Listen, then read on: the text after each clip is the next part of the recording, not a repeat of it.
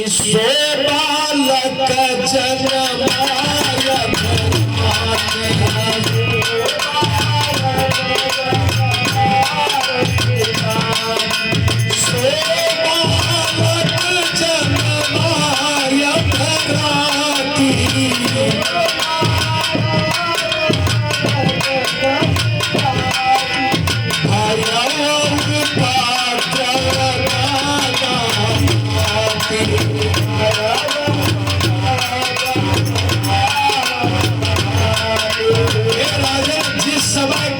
का जन्म हुआ, मंदिर पर जो पताकाएं लगी थी, पताकाएं टूट करके गिर गई। संत महात्मा जो पंचाग्नि ताप रहे थे, वो पंचाग्नि बुझ गई। हवन कुंड में जो अग्नि प्रज्वलित थी, वो अपने आप बुझ गई। लेकिन महाराज उग्रसेन को चौथे पल में पुत्र की प्राप्ति हुई है।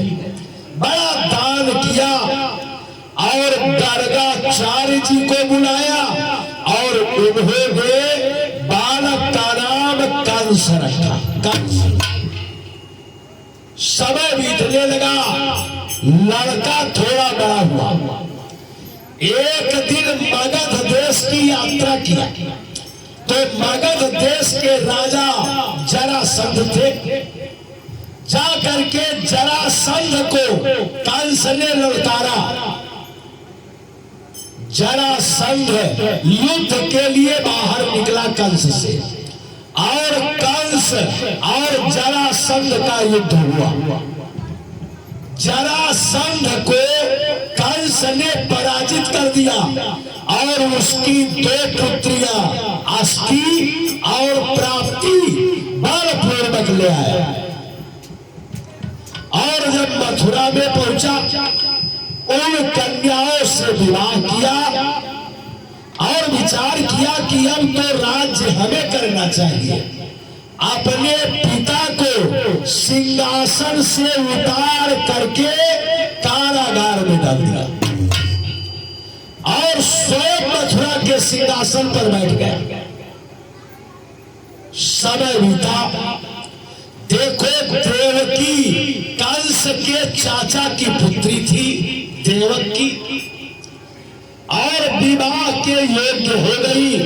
तो विचार किया विवाह किसके साथ करें, लेकिन सारा परिवार का एक मत कि देवकी के लायक वर इस पृथ्वी पर केवल वसुदेव है। जबकि वसुदेव जी के 6 विवाह हो चुके थे। इला, भद्रा, रोहिणी, ये सब वासुदेव की पत्नियां थी। 6 विवाह पहले हो गए थे। लेकिन कंस ने अपनी बहन देवकी का विवाह वसुदेव के साथ निश्चित कर दिया। समय आने पर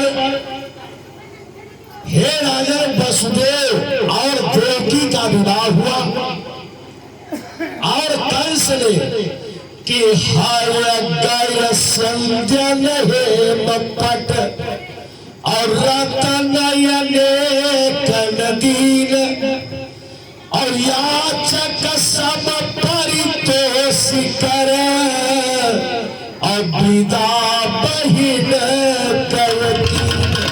अपनी बहन को विदा किया। देवकी को सबसे ज्यादा प्रेम कंस करता था और देवकी कंस को पकड़ करके रोने लगी। तो कंस ने अपनी बहन देवकी और वसुदेव को रथ में बिठाया और स्वयं सारथी बना। रथ जैसे हाका तैसे आकाशवाणी होगी कि अरे मूर्ख कंस सावधान। कंस ने रथ को रोका कि ये आकाशवाणी क्या हो रही है। तो कंस ने सुना कि आकाशवाणी हो रही है कि सुनो कंस कि देवक्यामयष्टमौ गर्भौ पुत्र रत्नम जी जनक बधस्यामि बधस्यामि रक्षिता यदि शंकरा। अगर भगवान शंकर आपकी रक्षा करेंगे तब भी देवकी का 8वां पुत्र आपका वध करेगा। कंस ने विचार किया कि अब क्या करें। देखो, अपने शरीर की रक्षा भी ये परम धर्म है, और धर्म की रक्षा ये सबसे बड़ा धर्म है। चाहे वो राष्ट्र की रक्षा के लिए हो, चाहे अपने परिवार की रक्षा के लिए हो, अब रक्षा के लिए सर्वस्व परित्याग करना पड़ता है। आप लोग जानते हो कि घास फूस की रोटी खाकर राणा नहीं लड़े थे क्या? बंदा बैरागी के तल पर हाथी नहीं चढ़े थे क्या? देखो, त्याग सबको करना पड़ता है। रक्षा की लड़ाई सबको लड़नी पड़ती है, और अपनी रक्षा के लिए कंस ने सोचा, न रहे बांस और न बजे बांसुरी। देवकी के बाल को पकड़ा रथ पर कि प्रगहास्य केशेषु चलात किरीटम। बाल पकड़ करके प्रगहास्य केशेषु, बाल पकड़ करके धरती पर पटक दिया और तलवार निकाला। जैसे तलवार निकाला तैसे वसुदेव जी रथ से कूद पड़े। अरे भाई, कंस इतना पराक्रमी था कि वसुदेव को भी मार सकता था। देवकी की तो बात छोड़ो, लेकिन अगर आपका साथ किसी से हो गया तो अपने से ज्यादा उसकी रक्षा करो। ये हमारा धर्म कहता है। धर्म चक्र में वर्णन है कि अगर आपके साथ कोई है, आपके शरणागत हो गया, अपने से ज्यादा रक्षा उसकी करो। देखो, अब महाराज वसुदेव की अर्धांगिनी है, अपने पिता के गोत्र का परित्याग कर दिया, अपने पिता के कुल का परित्याग कर दिया। पितृ गोत्री यथा कन्या स्वामी गोत्रेण गोत्र का। आपके घर में कन्या ने जन्म लिया, लेकिन जब विवाह कर दिया तो अपने पति के कुल वंश गोत्र को वो कन्या उसी समय अपना लेती है। श्री वसुदेव जी ने विचार किया कि ये हमारी अर्धांगिनी है और इसका वध हमारे आंखों के सामने हो जाए, हमें भी धर्म का पालन करना चाहिए। देखो, मुसीबत में शरीफों की शराफत कम नहीं होती। मुसीबत में शरीफों की शराफत कम नहीं होती। करो सोने के 100 टुकड़े पर कीमत कम नहीं होती। सोने के 1000 टुकड़े कर दो और कहो कीमत कम हो जाएगी, तो क्या उसकी कीमत कम होगी? कितना भी बड़ा घोर संकट आ जाए तो संकट में ही तो धर्म की परीक्षा होती है। वसुदेव जी रथ से कूदे और कहा, राजन ये क्या कर रहे थे? अरे आकाशवाणी 8वें कर्म की हुई है, जितने संतान होंगे सब ला करके आपके चरण में रख दूंगा। शारदा ने बुद्धि को परिवर्तित कर दिया, लेकिन वही मथुरा में ही वसुदेव और देवकी को नजरबंद कर दिया। जेल नहीं है, लेकिन नजरबंद है, ना कहीं आ सकते ना जा सकते, हथकड़ी मेरी नहीं है। समय बीतने लगा। हे राजन, किसी तरह से बीतते दिवस मास और साल, और हुआ देवकी गर्भ से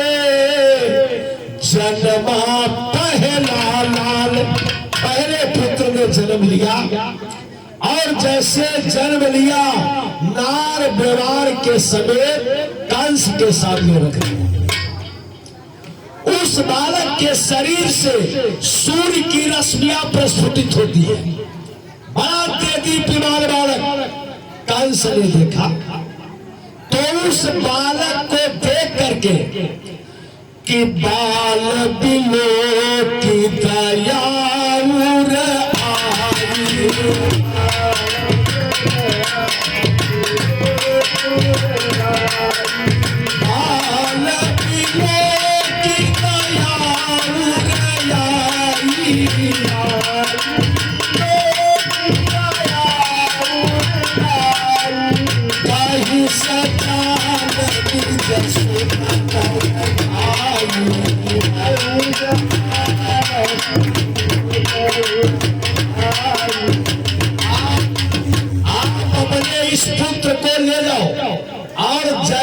वसुदेव जी लेकर गए, देवर्षि नारद आ गए। देखो नारद का कार्य यह है कि जितना जल्दी कंस का पाप बढ़ेगा उतनी जल्दी नारायण का अवतार हो जाएगा। कंस ने बताया महाराज आज देवकी ने प्रथम पुत्र को जन्म दिया। कहा तो क्या? अरे आकाशवाणी 8वें की हुई है महाराज, मैंने वापस कर दिया। कैसे नारद उठ करके खड़े हो गए। आपने ये क्या किया? क्यों? आप भूल गए देवता और राक्षसों में लड़ाई हुई और इन्हीं नारायण ने मोहनी का रूप रख करके विष बांट दिया राक्षसों को, मदिरा बांट दी राक्षसों को, अमृत बांट दिया देवताओं को। मथत सिंधु रुद्र ही बोलायो, विष एक जगह निकला उसको भगवान शिव को दे दिया। तो देवताओं की चाल आप नहीं समझ पाओगे। एक फूल निकाला कमल का, 8 पंखुड़ियां थी, घुमा घुमा करके गिराया, सब 8 पड़ गए। कंस के मन में आ गया और एक अनुचर से कहा कि जाओ और वसुदेव से कहो पुत्र लेकर आए। फिर वसुदेव जी लेकर आए। 2 घंटे का लड़का घुमा करके एक चट्टान पर पटका कि 2 घंटे का लड़का उसी में चिपक गया। वसुदेव जी नेत्र बंद करके चले गए। ये 6 बालकों का वध किया। 7वें में स्वयं शेषावतार जी आ गए। तो देवताओं ने कहा इस बालक की रक्षा कैसे हो? लोग माया का आवाहन किया और कहा 7वें गर्भ को देवकी के गर्भ से निकाल करके माता रोहिणी के गर्भ में स्थापित कर दो। लोग माया ने 7वें गर्भ को निकाल करके माता रोहिणी के गर्भ में स्थापित किया और समय आने पर माता रोहिणी के गर्भ से बलराम जी का प्राकट्य हुआ। बोलो शेषावतार भगवान की। शेष के अवतार बलराम जी महाराज आ गए। लेकिन जब कंस को पता चला कि 7वें गर्भ का गर्भपात हो गया है, देवकी भी नहीं जान पाई, बड़ा क्रोधित हुआ और कहा ऐसे कहीं 8वां गर्भ भी ना गड़बड़ हो जाए। हे राजन, कुछ समय बीता, 8वां गर्भ प्रकाशमय हुआ और वसुदेव जी कारागार में भगवान से स्तुति करते हैं। जैसे 8वां गर्भ प्रकाशमय हुआ, हाथ में हथकड़ी, पांव में बेड़ी, ताले जगले और मथुरा की सारी सेना कारागार पर, केवल कारागार पर, और वसुदेव जी कारागार में भगवान का स्मरण करते हैं कि सत्यम परम सत्य परमं सत्यम सत्या ही लोके तव नाम सत्यम। हे प्रभु आप सत्य हो, आपका नाम सत्य है, आपका कार्य सत्य है, आपका लोक सत्य है। और हे प्रभु आप सत्य के प्रतिमूर्त है, तभी आप ब्रह्म है, तभी आप ब्रह्म है। देखो आपसे हमसे कोई कहे कि 1 घंटा भगवान का जप करो, 1 घंटा, तो हम आप कहेंगे कि भगवान का जप करने को मन कहता है, लेकिन महाराज इतने बंधन में पड़ा हूं, इतने जंजाल में हूं कि भगवान का भजन नहीं हो पाता। एक बात विचार करो कि वसुदेव से भी बड़ा बंधन किसी के है? वसुदेव से बड़ा बंधन किसी के है? हाथ में हथकड़ी, पांव में बेड़ी और कारागार में 6 पुत्रों का बांध, लेकिन भगवान का स्मरण करते हैं। और भगवान कहते हैं जानते हो मैं कब आता हूं? जब आपका सब कोई साथ छोड़ देगा, सूझन आपन हाथ पसारा। इतनी अंधियाली रात हो कि अपना हाथ ऐसे करो और अपना हाथ भी दिखाई न दे। यानी जब आपका हाथ भी आपका साथ छोड़ देगा, तब परमात्मा आपके ऊपर अपने हाथ को रखेगा। जब आपका हाथ भी आपका साथ छोड़ देगा, और जब तक सहारा है भगवान नहीं आएंगे। तो वसुदेव जी ने केवल इतना कहा कि हे प्रभु, हे नारायण, मैं नहीं जानता हूं कि आप कहां हो, मैं नहीं जानता हूं कि आप कहां हो, लेकिन आप तो जानते हो कि वसुदेव कहां है। मैं नहीं जानता कि आप कहां हो, लेकिन आप तो जानते हो कि वसुदेव कहां है। मैं आप तक नहीं आ सकता, लेकिन आप तो आ सकते हो, आप तो हमारे तक आ सकते हो। और भगवान की जैसे स्तुति वसुदेव जी ने किया, उसी कारागार में आज वो समय आ गया कि भादव का महीना है, कृष्ण पक्ष है, अष्टमी तिथि है, रोहिणी नक्षत्र है, वृष राशि का चंद्रमा है और वृष रोहिणी नक्षत्र है, वृष लगन है, दिन बुधवार है। ऐसा सुंदर संयोग आया कि भादव मास रयन यंधी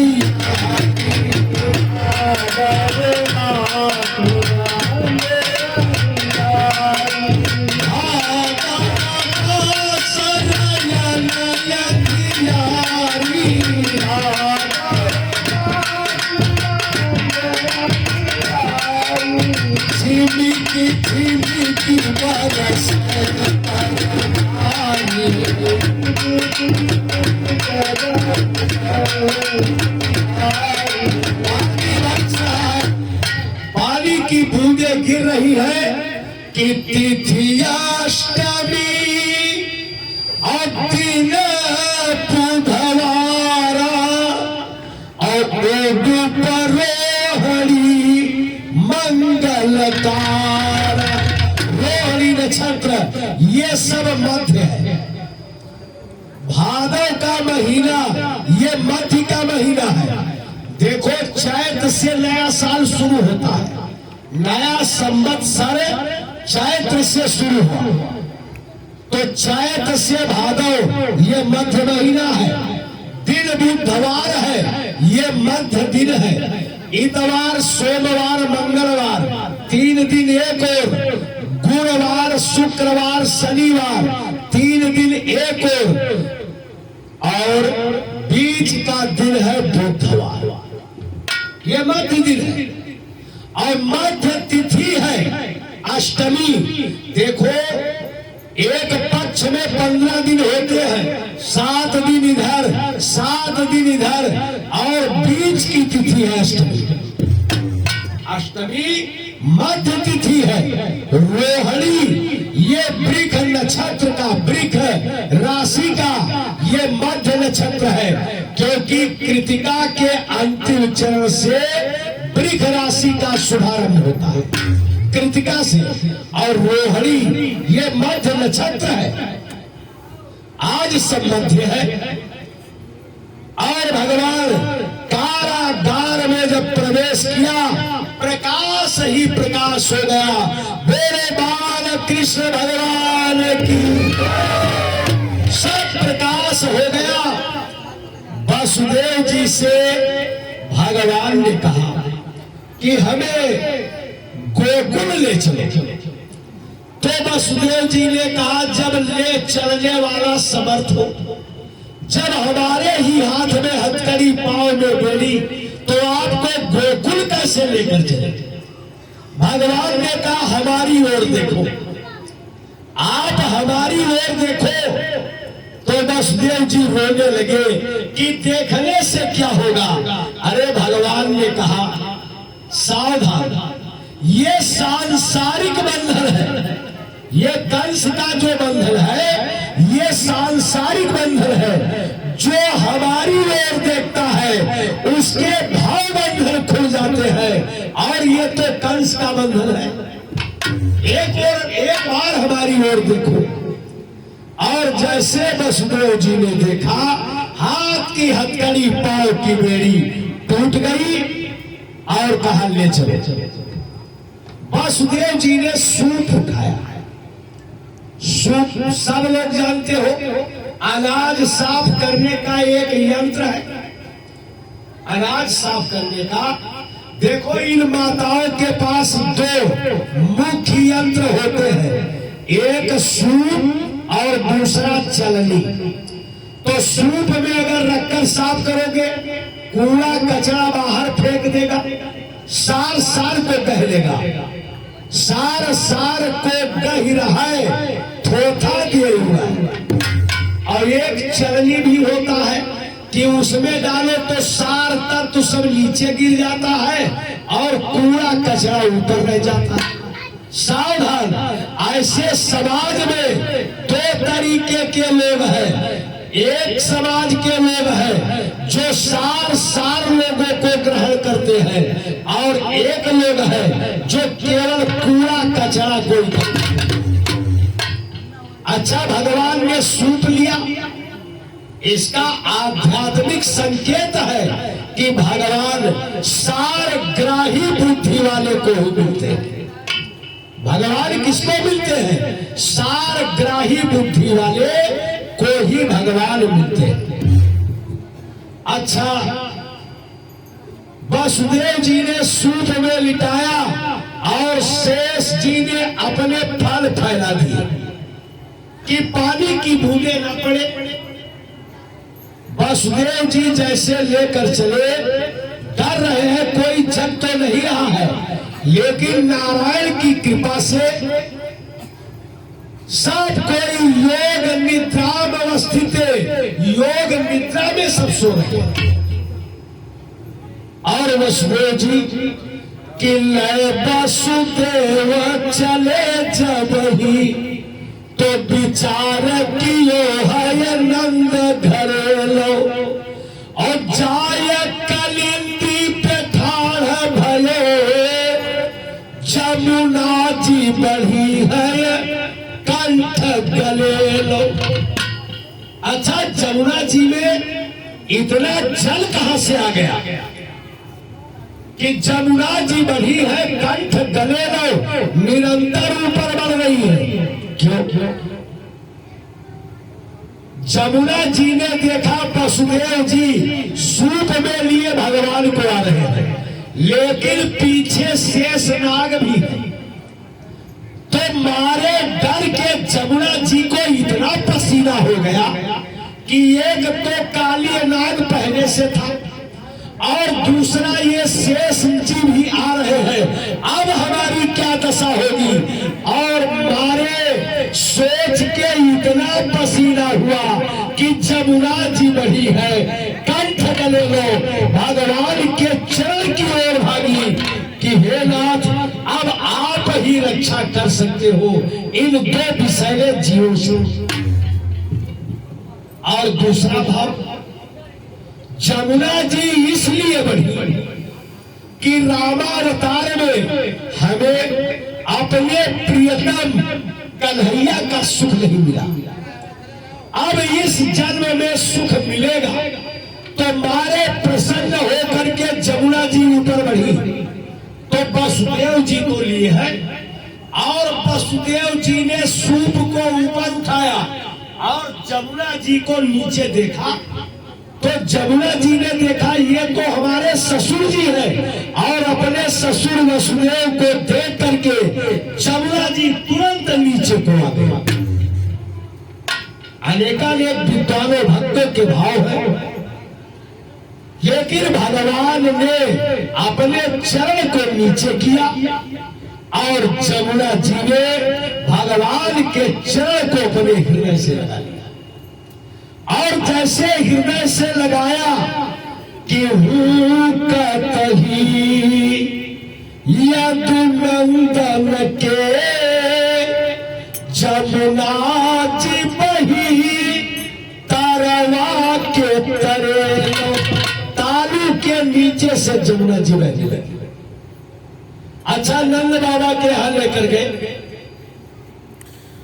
बालक को लिटा दिया और कन्या को सूप में रखा। कैसे भगवान जोर जोर से रोए। क्यों?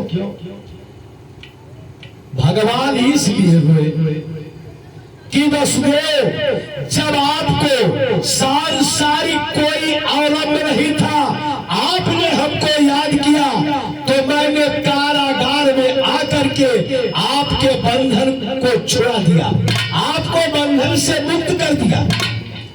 आपने हमको सर पर जब बिठाया, सर पर बिठाने का मतलब मस्तिष्क में जब आपने भगवान को बिठाया तो आपको मैंने बंधन से मुक्त कर दिया।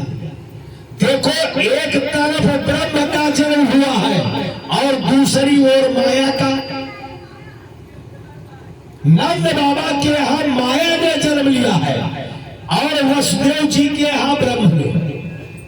तो भगवान ने संकेत किया कि जब आपने ब्रह्म को अपने सर पर रखा तो हाथ की हथकड़ी, पांव की बेड़ी, ताले जगले सब टूट गए, पहरेदार सब सो गए। और आज तू जिसने आपको कंस के बंधन से मुक्त किया, आज आपने उसी का परित्याग कर दिया और फिर रखा किसको? माया को। सूप में किसको बिठाया? माया को। ये कथा संदेश देता है, ये कथा संदेश देता है कि जब आप भगवान को अपने मस्तिष्क में धारण करोगे तब आपका बंधन सब खुल जाएगा। और जब माया को रखा वसुदेव जी ने तो जहां से गए थे वहीं पहुंच गए। हाथ में हथकड़ी, पांव में बेड़ी, ताले चलने फिर लग गए। यही ब्रह्म और माया। जब ब्रह्म को वसुदेव जी ने सर पर रखा, सारे भावबंधन टूट गए। लेकिन जैसे माया को रखा तो जहां से गए थे वहीं पहुंच गए। फिर हाथ में हथकड़ी, पांव में बेड़ी, ताले जंगले फिर लग गए। अच्छा, भगवान के रोने का एक मतलब और भी है। देखो, भगवान इसलिए रोए, मानव रो रो करके माता यशोदा को जगा रहे हैं। रो रो करके माता यशोदा को जगा रहे हैं और भगवान कन्हैया समाज को जगाने के लिए ही आए। रो रो करके माता यशोदा को जगाया, बांसुरी बजा करके गोपियों को जगाया और गीता का ज्ञान लेकर के अर्जुन को जगाया। के लिए ही आते हैं। अच्छा देखो, भगवान आधी रात में आए,